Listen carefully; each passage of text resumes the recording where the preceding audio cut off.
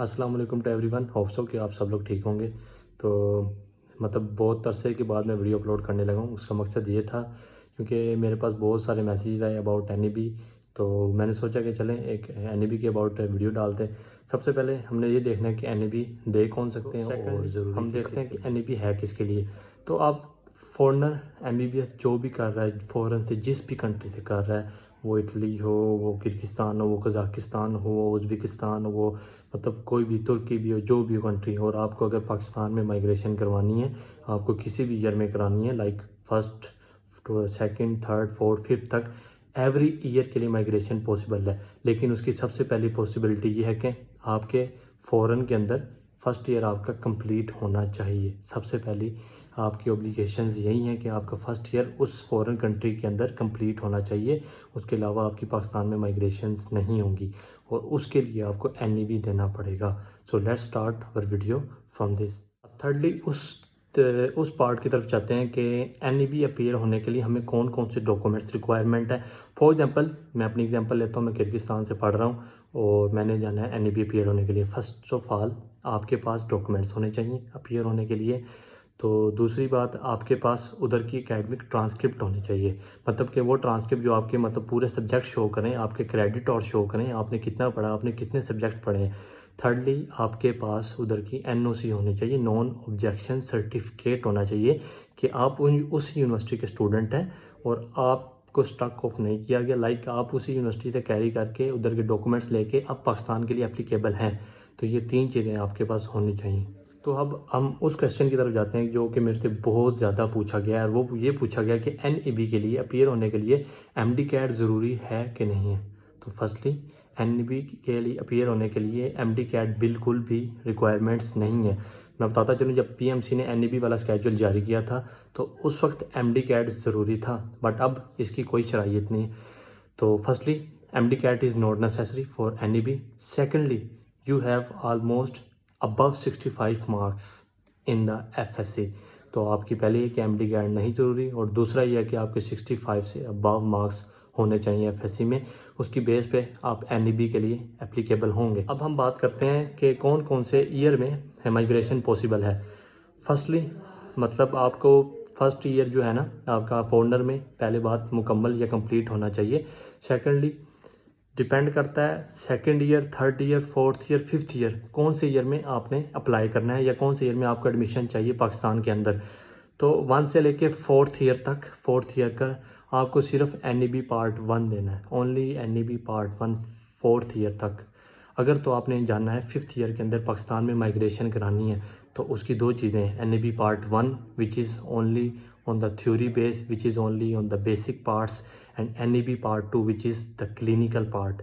तो fifth year में migration कराने के लिए आपको 2 स्टेप देने पड़ेंगे।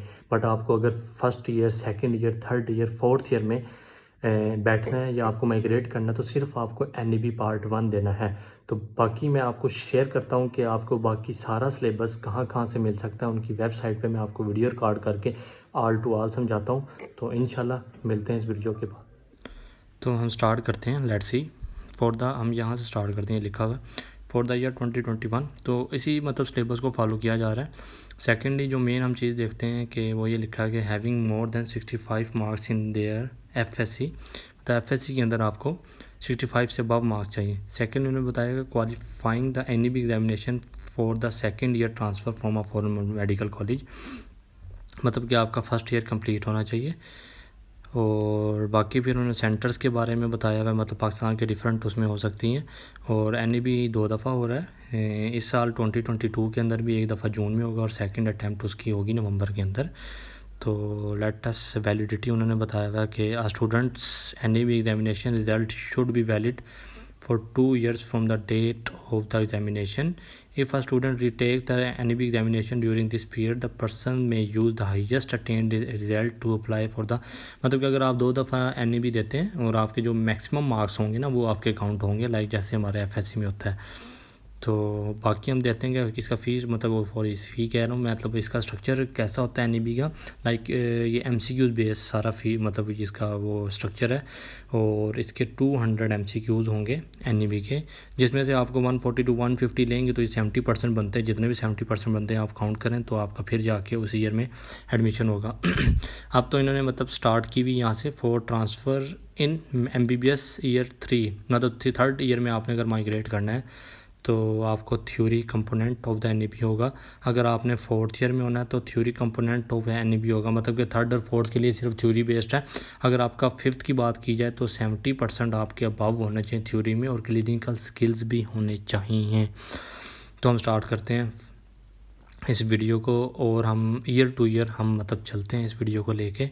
तो लिखा हुआ है eligibility, student must have passed MBBS year first, मतलब MBA फर्स्ट ईयर होना चाहिए from C list medical university. C list medical university भी हो तो चलेगा, बट इस दफ़ा PMC ने एक और मतलब नोटिस जारी किया था कि वो सी लिस्ट यूनिवर्सिटी वाले को एक्सेप्ट नहीं करेंगे, बट आप पास करें, बाकी वो फिर बात की बात है। And intends to migrate to MBBS year second of a medical college in Pakistan. तो हम चलते हैं इस वीडियो को लेके। जब हम देखते हैं this NEB examination basic will be offered in 2021 only, but ये सिलेबस अभी तक चलाया जा रहा है 2020 तक, बिकॉज अभी तक न्यू सिलेबस नहीं आया, तो हम 21 को फॉलो करेंगे। तो हमने मतलब फर्स्ट ईयर का मतलब आपने सेकंड ईयर में बैठना तो उसका सिलेबस ये इन्होंने दिया हुआ है। एनाटॉमी होगी, बायोकेमिस्ट्री होगी और फिजियो होगी। एनाटॉमी का वेटेज है 45%, फिजियो 35, बायोकेमिस्ट्री 20%। तो अगर हम देखेंगे हमने 3rd ईयर में बैठना है तो 3rd ईयर का हमने देखने के सब्जेक्ट कौन से, एनाटॉमी, बायोकेमिस्ट्री और फिजियो, वही जो हम डिस्कस कर चुके हैं। तो अब हमने देखने के 4th ईयर में अगर बैठने के लिए कौन कौन से सब्जेक्ट रिक्वायर्ड है। तो 4th ईयर के लिए आपके पहले 3 ईयर मुकम्मल होने चाहिए फ़ौरन से। तो उसके सब्जेक्ट्स है जनरल पैथोलॉजी, जनरल माइक्रो और फार्मा। फार्मा का वेटेज सबसे ज़्यादा होगा 50%, माइक्रो का वेटेज होगा 25% और जनरल पैथो का होगा 25%। अगर तो हम बात करें 5th ईयर में बैठने के लिए तो उसके लिए हम देखते हैं स्पेशल पैथोलॉजी है और कम्युनिटी मेडिसन है, ophthalmology, ENT ear nose and throat है। तो स्पेशल पैथोलॉजी का 20%, कम्युनिटी मेडिसन 10%, ऑप्थोमोलॉजी 35, ENT 35%। और पासिंग क्राइटेरिया ये लिखा हुआ है 3rd और 4th के लिए 70% और above in theory of the NEB, और 4th ईयर के लिए भी ये सेम ही है, मतलब 70% या अबव होने चाहिए इससे। तो ये सिंपल सा सिलेबस आपका दिया हुआ है। बाकी इन्होंने डिटेल्स एनाटॉमी के सारा बताया हुआ है कि कौन कौन सी फर्दर डिटेल्स में आपने जाना है। तो आप जाएंगे PMC.government.pk लिखेंगे और NEB की डिटेल्स आपको सारी शो हो जाएगी। तो हमने ईयर टू ईयर मतलब जो भी उसका सिलेबस है वो भी डिस्कस किया है। अगर किसी को नहीं भी समझ लगती तो आप जाएँ PMC.government.pk, तो उधर जाके आप देख सकते हैं। So take care, hope so कि आपको वीडियो अच्छी लगी होगी, बिकॉज आई फाउंड कि मतलब बहुत से बच्चों को परेशानी थी कि मतलब क्या क्या सिलेबस है, तो मैंने सोचा कि मतलब ये वीडियो अपलोड करनी चाहिए। तो चलें, इसी बहाने मेरे वीडियो पे विज़िट किया आपने, और मेरा चैनल सब्सक्राइब करें, लाइक करें और शेयर करें। और सबसे मेन बात यह है कि बड़े स्टूडेंट्स का NEB पास भी हो जाता है, और अक्सर ने मतलब मैंने जो खुद एक्सपीरियंस किया उनसे पूछा है, तो क्योंकि NEB पास होने के बाद सिर्फ आपको शो किया जाता है कि आप पास हैं या फेल हैं, आपके नंबर शो नहीं होते 200 में से। तो सबसे पहले ना आपको, अगर वो मतलब आपने 3rd ईयर के लिए अप्लाई किया हुआ है या 4th ईयर के अप्लाई किया हुआ है, लेकिन वो आपको ट्रांसफ़र करते हैं 2nd ईयर या 1st ईयर के अंदर, तो बहुत सारे स्टूडेंट कहते हैं कि मतलब PMC जानबूझ के कर रही, बट ऐसा कुछ नहीं है। It depends only on your marks, क्योंकि PMC ने पासिंग क्राइटेरिया दिया हुआ है 70%। लाइक आपके 140 या 150 नंबर होंगे तो आपको वो फिर उसी ईयर के अंदर माइग्रेट करेंगे, बट आपकी अगर इससे कम नंबर हुए वो आपको पास ज़रूर करेंगे, बट आपको आपके जो फेवरेट या आपने मतलब जिस ईयर में अप्लाई करना था उस ईयर में आपको सीट नहीं देंगे। तो फर्स्टली ये आप मतलब अपना डाउट क्लियर कर लेंगे। PMC पास कर देती, बट उनको मतलब अक्सर बच्चों को उन्होंने फर्स्ट ईयर में फेंका और 2nd ईयर में फेंका, वो इसी वजह से फेंका है क्योंकि उनके 70% NEB के टेस्ट में नहीं है। तो अगर आपके मतलब 70% से अबव आते हैं और आपको पास का वो दे देते हैं तो आपको आपके जो जिस ईयर में आपने अप्लाई किया वो इसमें सीट ज़रूर देंगे। और लास्ट बात, इस पार्ट को मैं ख़त्म करने से पहले ये लास्ट बात कंप्लीट करना चाहता हूँ।